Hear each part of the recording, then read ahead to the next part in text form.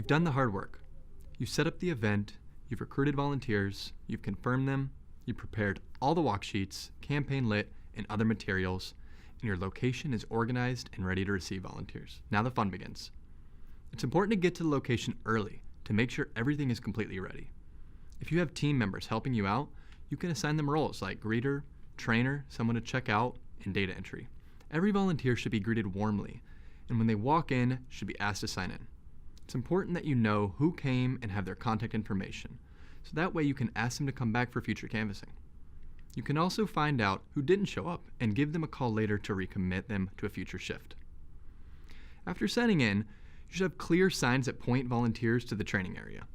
Once everyone has been signed in, you can begin the training.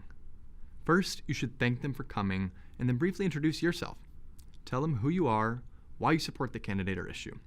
In the introduction, you should ask them to hold all questions until the end so you can get through the training. Then briefly tell them what they will learn in this training.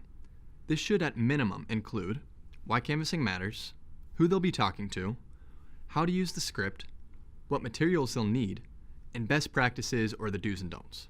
With the introduction done, it's time to move into the why. People don't want to blindly follow.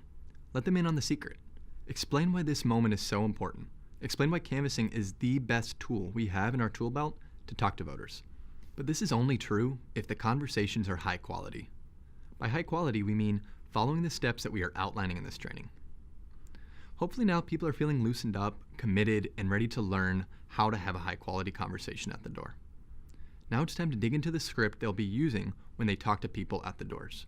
Now every script is going to be a bit different depending on whether you're doing an identification door knock, persuasion door knock, or commit to vote door knock. But no matter what, it's important that the canvassers know who they'll be talking to and for what reason. After that, you go through the script with them. The key here is to teach them the structure. Tell them what parts are included in the script. Things like introduction, asking questions, the candidate's values and accomplishments, a hard ask, and a conclusion. While you're going through this structure, you can model what each part should sound like. It's important to explain to your canvassers that you should never sound like a robot. That is, you shouldn't just read from the script with no eye contact. Having said that, most scripts, when done well, are really great tools and include phrases that help increase turnout or persuade voters. So it's important to stay on the script as much as we can while authentically engaging in a conversation. It's a little tricky, but nothing that a little practice won't fix.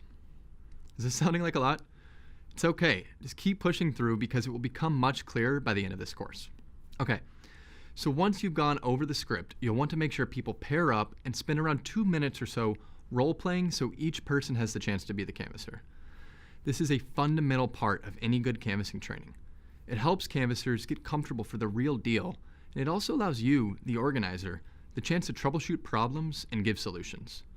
Because don't forget, it's not about getting as many door knocks as possible, it's about having as many high-quality door knocks as we can.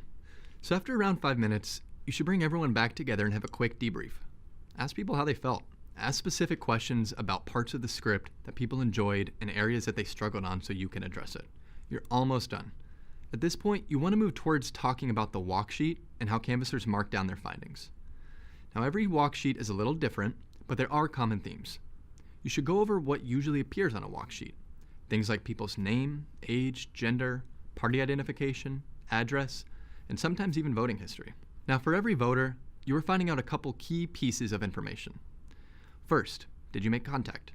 There are several codes that can be marked for this question. Second, usually there are around 3 questions.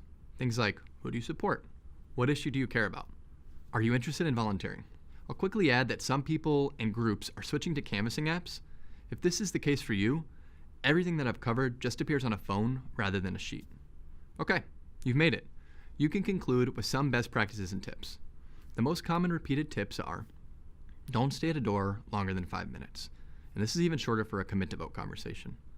If the person is a really strong opponent, just politely move on. Save your precious time for people who might change their mind. Put literature in the doors of people who are not home, but never in the mailbox because it's illegal. Make sure to mark all of your walk sheets and do it legibly so the data team can input the information.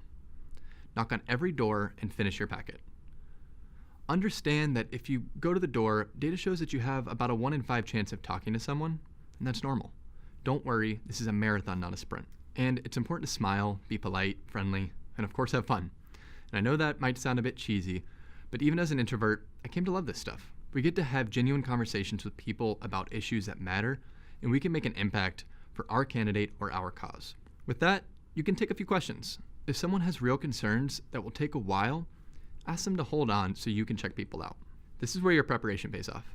You should guide people to the turf checkout table, where every canvasser should pick up their walk packet on a clipboard that has literature, pencils, buttons, some water and snacks, and anything else they might need. If you've done your preparation right, all walk packets will be arranged in the most walkable way possible, so they'll be ready to go. Okay, enough of me talking. It's one thing to talk about it, but it's another thing to actually do it. Let's take a look at a real-life Canvas launch model. The following clip shows an organizer, Laura, training 4 canvassers on a commit to vote canvas. This would take place during the last 2 weeks or the get out the vote stage. Try to pay attention to the things we've just gone over. What worked well? What didn't? Okay, let's take a look.